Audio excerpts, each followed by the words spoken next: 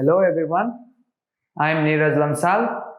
म तपाईहरुलाई board exam class 12 को बोर्ड एक्जाम को लागि केमिस्ट्री को कुराहरु सिकाउन गइरहेको छु। सबैभन्दा सुरुमा हामी सुरु गरौं क्वेशन प्याटर्न बाट मार्किङ स्किम।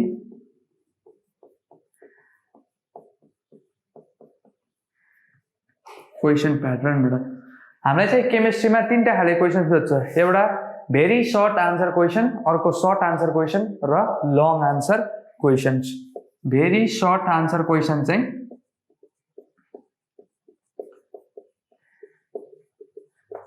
2 मार्क्स को हुन्छ इच क्वेशन।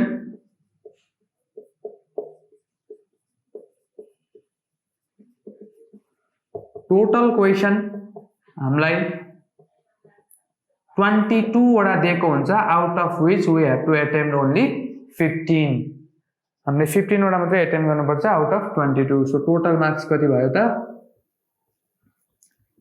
15 into 2 30 हो। त्यसपछि आउँछ अर्को हाम्रो short answer questions. Marks of each question is 5। Total question marks will be 7 out of which we have to attempt 5। 7 वटा क्वेशन सोधेको हुन्छ, हामीले चाहिँ त्यसमध्ये 5 वटा चाहिँ अटेम्प्ट गर्नु पर्छ। So total marks will be 5 into 5 25। त्यसपछि हाम्रो आउँछ लङ आन्सर क्वेशन्स।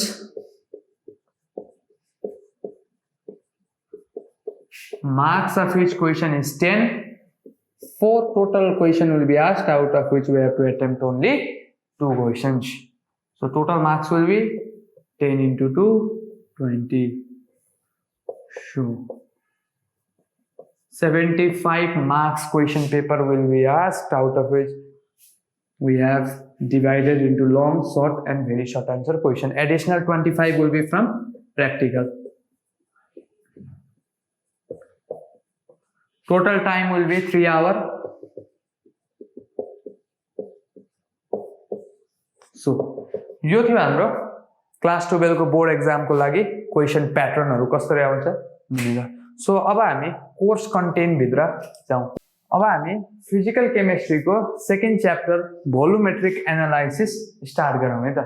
यो च्याप्टर स्टार्ट गरेर अगाडि प्रब्लमहरु भन्दा जानु भन्दा अगाडि तपाईहरुले यो च्याप्टरमा चाहिँ सबैभन्दा फर्स्टमा नम्बर अफ मोल्स र इक्विभ्यालेन्ट वेट निकाल्न जान्नुपर्छ है।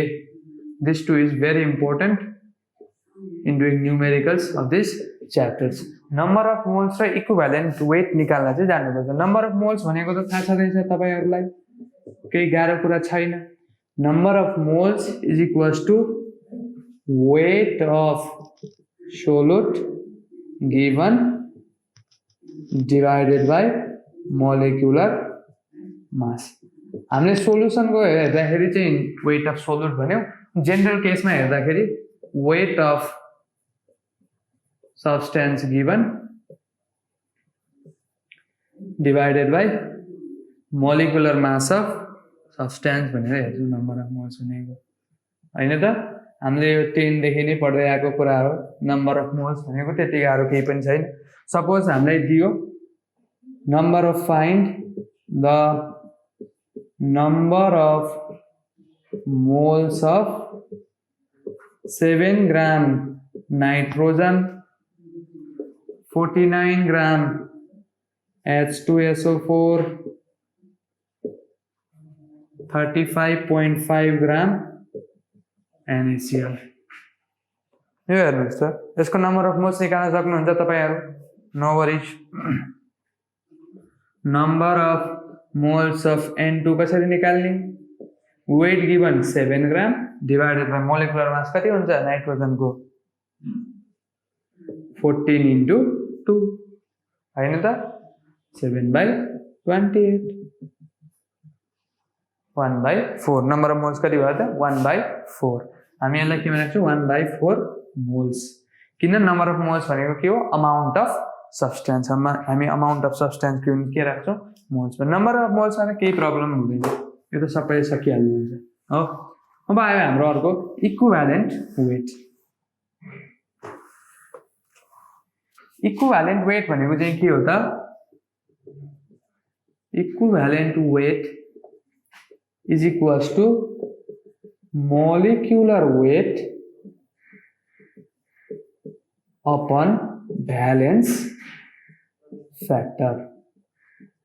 हमले valence factor लाई x पनि भन्छौं. Equivalent weight is equals to molecular weight upon valence factor. Molecular weight मा त नो प्रब्लम, हामीले सबैको निकाल्न सकिहाल्छौं. अब यो valence factor भनेको चाहिँ के हो त? What is valence factor? Valence factor ले के डिनोट गर्छ होला त? Valence factor ले के डिनोट गर्छ त? भ्यालेन्सी डिनोट गर्छ एउटा. यदि कुनै एटम को छ भने या एलिमेन्ट को छ भने भ्यालेन्सी डिनोट गर्ने भयो. त्यसपछि चेन्ज इन अक्सिडेसन नम्बर. यदि कुनै रिएक्सन छ भने त्यसको अक्सिडेसन नम्बर को चेन्ज लाई पनि x ले डिनोट गर्छ. यदि एसिड हो भने बेसिसिटी, यदि बेस हो भने एसिडिटी, यदि सल्ट हो भने positive charge on cation, negative charge on anion. X ले चाहिँ यो सब कुराहरु डिनोट गर्छ. Valency, change in oxidation number, basicity, acidity, positive charge on cation, positive और negative charge on anion. So अब एउटा एउटा हेरौं. एसिड को केसमा कसरी निकाल्ने भ्यालेन्स फ्याक्टर, बेस को केसमा कसरी निकाल्ने भ्यालेन्स फ्याक्टर, साल्ट को केसमा कसरी निकाल्ने भ्यालेन्स फ्याक्टर भनेर हेरौं है त. ओके, हेर्नुस्, हामी स्टार्टिङ एसिड बाटै गरौँ है. एसिड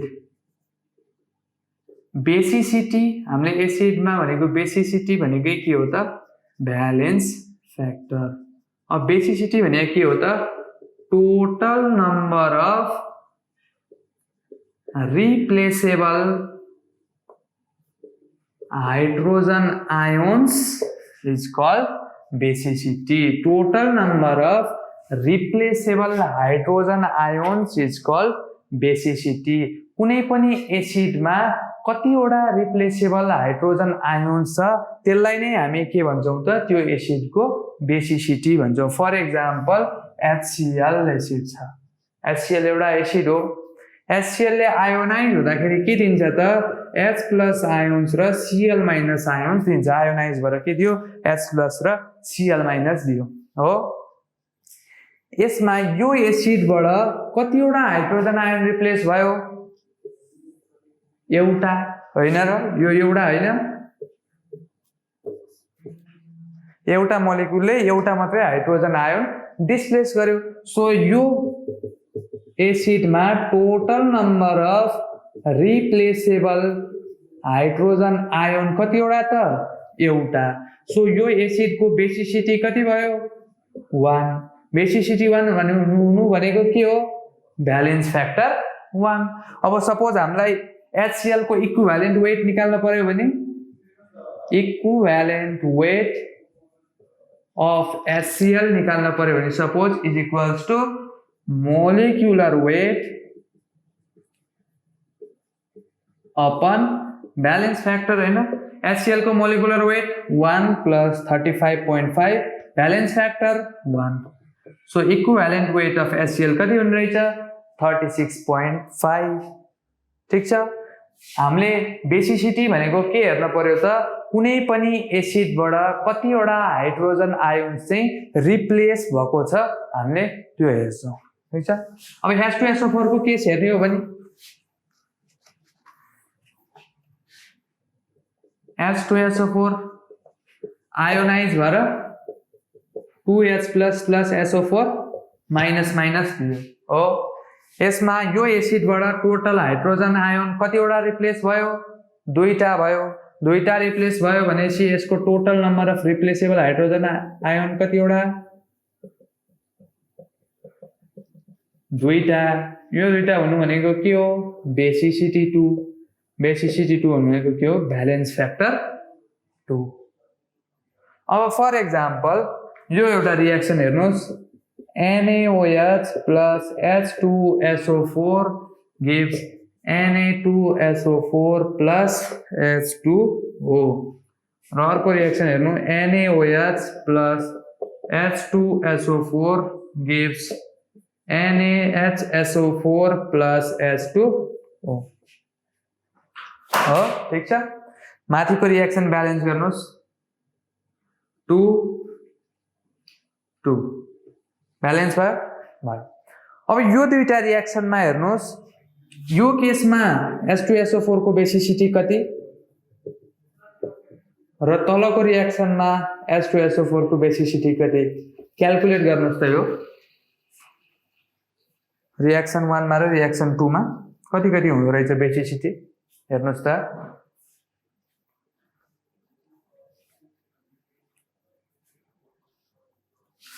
अब यहाँ सिम्पल हेर्नुस् अब हेर्नु है जसले यसमा 2 निकाल्नु भो यसमा 1 निकाल्नु भो very good fantastic keep it up जसले 2 र 2 नै निकाल्नु भो उहाँहरुले एकपल्ट हेरौं है त यो क्वेशनमा हेर्नु यो एसिडमा टोटल कतिवटा H को एटम कतिवटा छ हाइड्रोजनको एटम कतिवटा छ दुईटा छ H2SO4 हो अब प्रोडक्ट तिर हेरौं प्रोडक्ट तिर मेन प्रोडक्टमा कुनै हाइड्रोजनको एटम छ यसमा छैन Na2SO4 मात्रै छ भनेपछि रिएक्टेन्टमा भएको दुईटा हाइड्रोजन एटम प्रोडक्टमा जाँदाखेरि छैन भनेपछि यो दुईटै हाइड्रोजन आयन के भयो त रिप्लेस भयो सो यो फर्स्ट केसमा के भयो टोटल रिप्लेसेबल हाइड्रोजन आयन कति 2 किनभने दुईटै रिप्लेस भयो रिएक्टेन्टमा दुईटा हाइड्रोजन एटम थियो प्रोडक्टमा जाँदाखेरि एउटा पनि छैन भनेपछि दुईटै के भएछ त रिप्लेस भएछ so total number of replaceable hydrogen ion कतिवटा दुईटा यसको मतलब के हो बेसिसिटी भनेको के हो 2 हो भ्यालेन्स फ्याक्टर पनि 2 अब सेकेन्ड रिएक्सनमा हेरौं सेकेन्ड रिएक्सनमा हेर्दाखेरि रिएक्टेन्टको एसिडमा दुईटा नै छ हाइड्रोजन आयन H2SO4 दुईटा छ र प्रोडक्टतिर जाँदाखेरि मेन प्रोडक्टमा हेर्दाखेरि एउटा हाइड्रोजन एटम अझै पनि प्रोडक्टमा बाँकी नै छ हो नि त NaHSO4 छ भनेपछि एउटा बाँकी नै छ दुईटा थियो एउटा प्रोडक्टमा बाँकी नै छ एउटा मात्रै के भयो रिप्लेस भयो सो सेकेन्ड रिएक्सनमा के भयो टोटल रिप्लेसेबल हाइड्रोजन आयन कतिवटा एउटा किन दुईटाबाट एउटा बाँकी नै छ एउटा मात्रै रिप्लेस भयो सो यसको बेसिसिटी भने कति भयो 1 ब्यालेन्स फ्याक्टर पनि 1 यो सेकेन्ड रिएक्सनको यो H2SO4 जुन छ यो रिएक्सन यो H2SO4 लाई तपाईहरु आयोनाइज गराउन सक्नुहुन्छ कसरी आयोनाइज हुँदो रहेछ सपोज हामीले अघि हेर्दाखेरि त H2SO4 2H+ SO4 - यसरी हेरेको थियौं हो अब यो रिएक्सन अनुसार तलको रिएक्सन अनुसार यो H2SO4 चाहिँ कसरी आयोनाइज हुन्छ त H2SO4 gives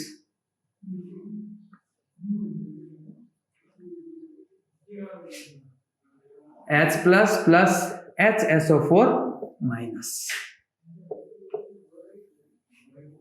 सो यस्तो आयोनाइज हुन्छ यो ठीक छ यो हो कारणले गर्दाखेरि एउटा मात्रै हाइड्रोजन आयन रिप्लेस गर्यो सो एउटा मात्रै गर्यो भनेपछि यसको बेसिसिटी कति 1 यो कसरी थाहा पाउने भन्ने जस्तो लाग्यो भने तपाईहरुलाई रिएक्सनमै दिएको हुन्छ नो प्रब्लम ठीक छ यो बुझ्नुभयो अब म एउटा क्वेशन दिन्छु है तपाईहरुलाई हेरौं है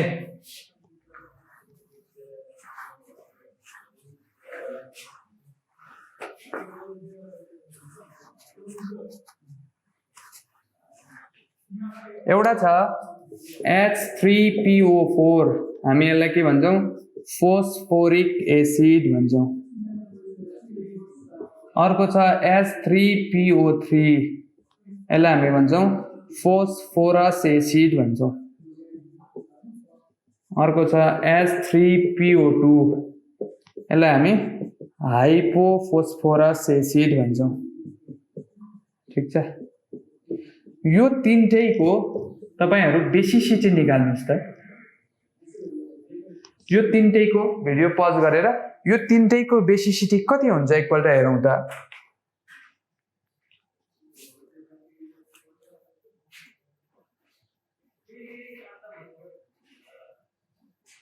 ओके जसले 3 2 1 निकाल्नु भयो very good excellent keep it up जसले 3 3 3 निकाल्नु भयो उहाँहरुले चाहिँ एकपल्ट हेरौं है त यो क्वेसनमा हामीलाई त झ्वाट्ट हेर्दाखेरि त के हुन्छ तीनटै 3 3 3 नै त छ नि किन भन्दा हाइड्रोजन तीनटा छ यसमा पनि हाइड्रोजन तीनटा छ यसमा पनि हाइड्रोजन तीनटा छ सो हाइड्रोजन तीनटा भएपछि त तीनटै रिप्लेस हुने भयो जस्तो लाग्ला तर यो भन्दा अगाडि तपाईहरु एकपल्ट स्ट्रक्चर बनाएर हेरौं है त phosphorus is the central atom suppose H3PO4 को बनाएर हेर्दाखेरि phosphorus is the central atom एउटा डबल बोन्डेड विथ अक्सिजन बनायो हो अब बाँकी रह्यो यो चारवटामा एउटा गयो अब तीनटा बाँकी रह्यो एउटा अक्सिजन दुईटा अक्सिजन तीनटा अक्सिजन PO4 भयो भयो फोस्फोरसले 5 वटा बोन्ड बनायो कम्प्लिट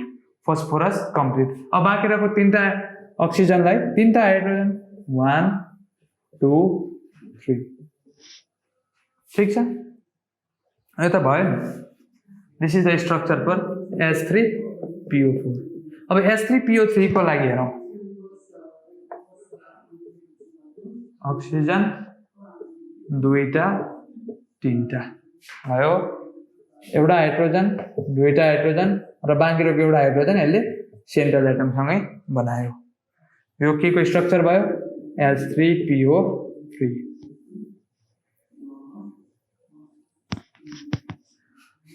अब H3PO2 को स्ट्रक्चर हेर्दाखेरि P double bond O oxygen एउटा हाइड्रोजन हाइड्रोजन हाइड्रोजन हो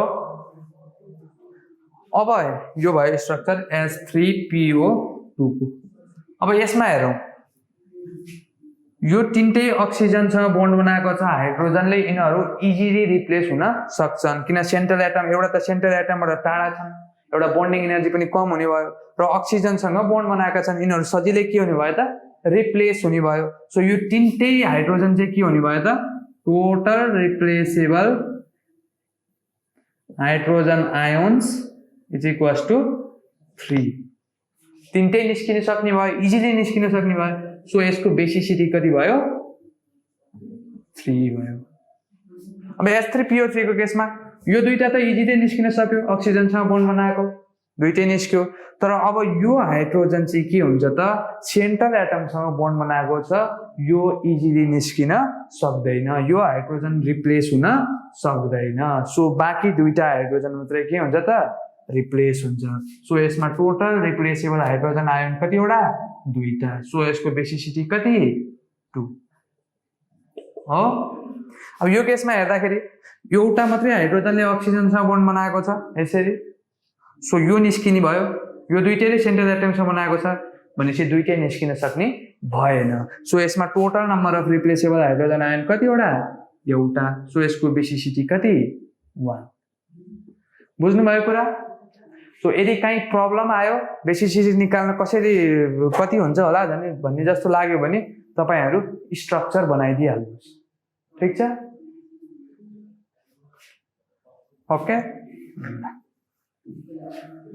अब तपाईहरु एसिड को इक्विभ्यालेन्ट वेट एकदम सजिलो गरी निकाल्न सक्नुहुन्छ हैन त इक्विभ्यालेन्ट वेट भनेको के molecular weight upon valence factor acid को केसमा भनेको के हो त basicity equivalent weight of acid भनेको के हो त molecular weight of acid upon basicity basicity भनेको के हो total number of replaceable hydrogen ions from acid is called basicity if the basicity of acid is 1 we call them monobasic acid यदि कुनै acid को बेसिसिटी 1 छ भने त्यस्तो खालको एसिडलाई हामी के भन्छौं monobasic acid for example HCl HNO3 यो दुईटैको बेसिसिटी कति हो 1 हो सो यो दुईटै एसिडलाई हामी के भन्छौं मोनोबेसिक एसिड भन्छौं if the basicity of acid is 2 we call them dibasic acid for example H2SO4 basicity 2 छ भने हामी त्यसलाई के भन्छौं dibasic acid if the basicity of acid is 3 we call them tribasic acid भन्छौं फर एक्जाम्पल H3PO4.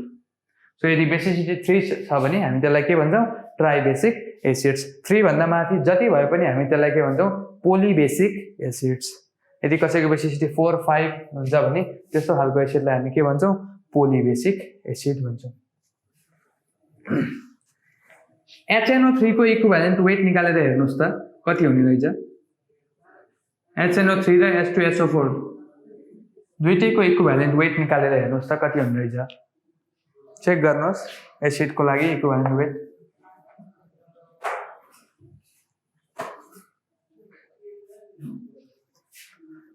सिम्पल. पहिला सुरु यिनीहरूको मोलिकुलर वेट निकाल्नुस् हैन त. मोलिकुलर वेट कति हुन्छ 1 + 14 + 3 * 16 the 2 * 1 + 32 + 4 * 16 98 16 3 is 48 plus 15 8 9 10 13 1 carry over 5 6 63 र 98 भयो हैन त. अब इक्विभ्यालेन्ट वेट अफ HNO3 कसरी निकाल्छौं. मोलिकुलर वेट भनेको 63, बेसिसिटी भनेको HNO3 को लागि कति 1, total replaceable 1, so basicity 1. So equivalent weight of HNO3 कति 63. Equivalent weight of H2SO4 98 divided by 2. So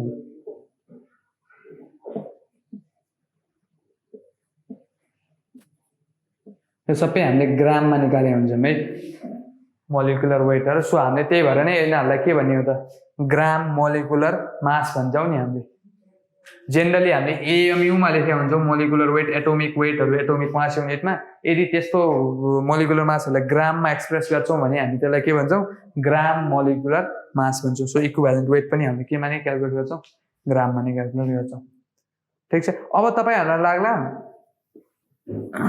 H2SO4 मा त इक्विभ्यालेन्ट वेट 1 राख्ने कि 2 राख्ने त बेसिसिटी इक्विभ्यालेन्ट वेटमा बेसिसिटी 1 राख्ने कि 2 राख्ने त भनेर लाग्ला हैन त.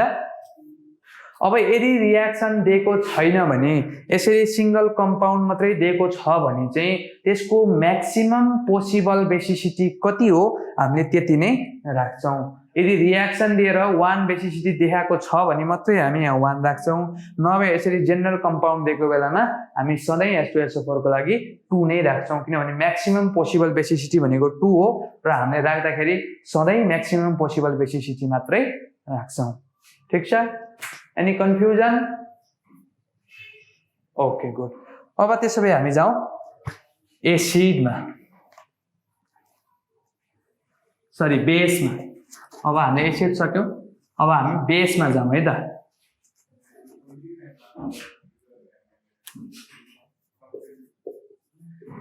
बेसमा भ्यालेन्स फ्याक्टर भनेको के हो त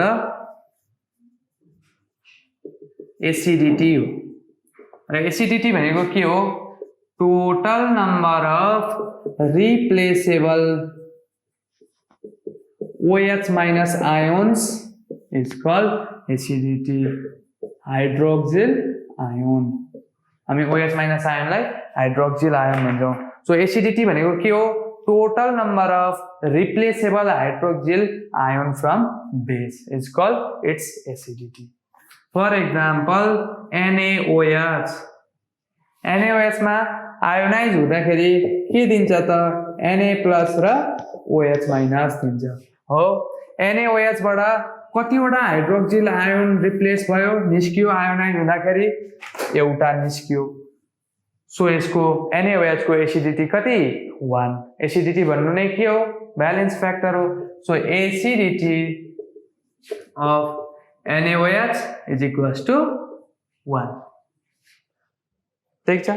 NaOH आयोनाइज हुँदाखेरि एउटा मात्रै OH- आयोन दियो.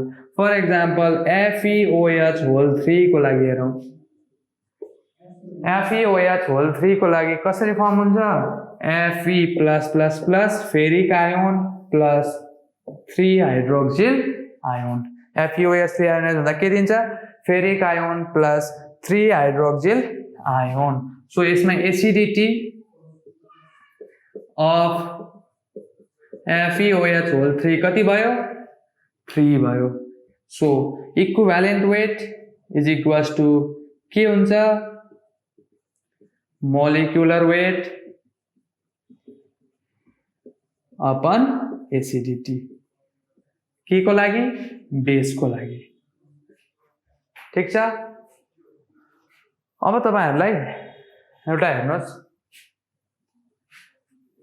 अहिलेको जस्तै सिमिलर एसिडको जस्तै एसिडमा बेसिसिटी 1 भयो भने मोनोबेसिक एसिड भनेको थियौं, दुईटा भयो भने डाइबेसिक, तीनटा भयो भने ट्राइबेसिक भनेको थियौं। सिमिलरली बेसमा चाहिँ एसिडिटी 1 भयो भने हामी त्यसलाई के भन्ने मोनो एसिडिक बेस भन्ने।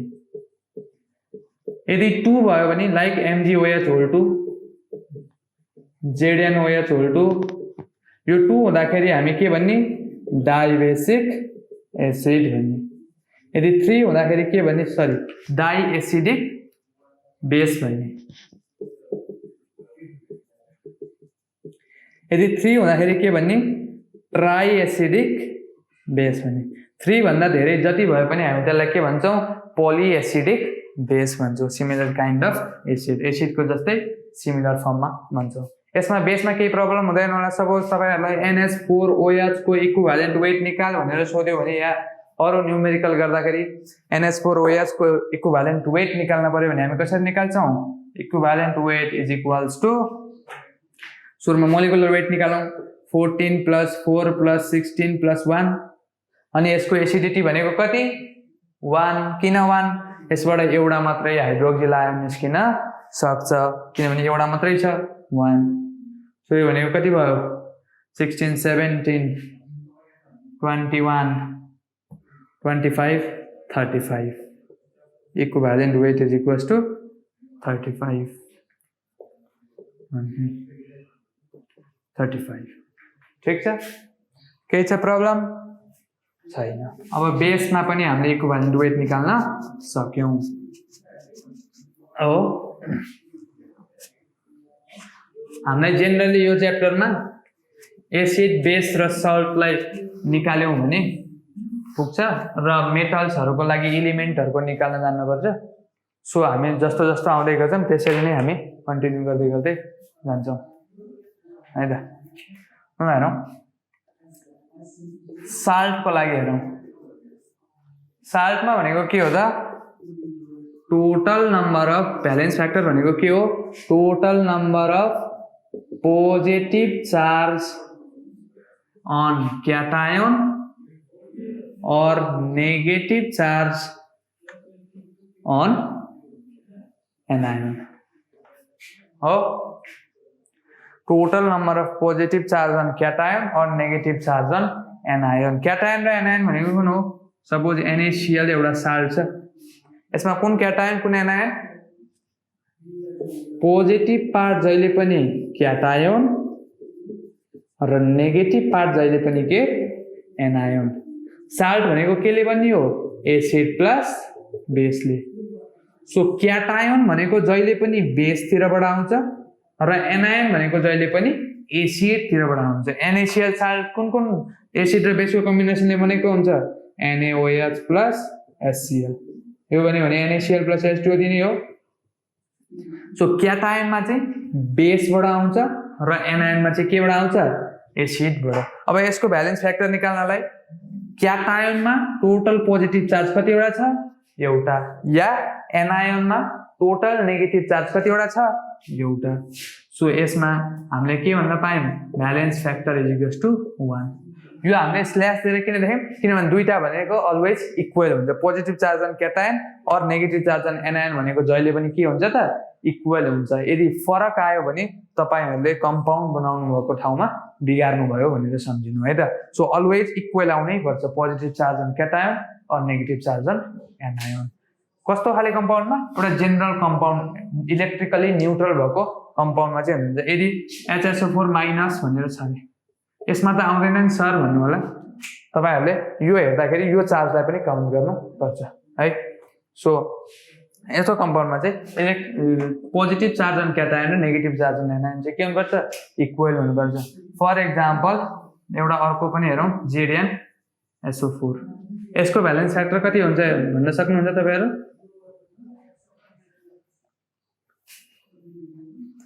यसमा भ्यालेन्स फ्याक्टर हुन्छ 2 good Zn plus plus SO4 minus minus ए हैन त दुईटा छ सो भ्यालेन्स फ्याक्टर कति 2 अब साल्टको लागि पनि इक्विभ्यालेन्ट वेट निकाल्न सक्नुहुन्छ equivalent weight is equals to molecular weight upon valence factor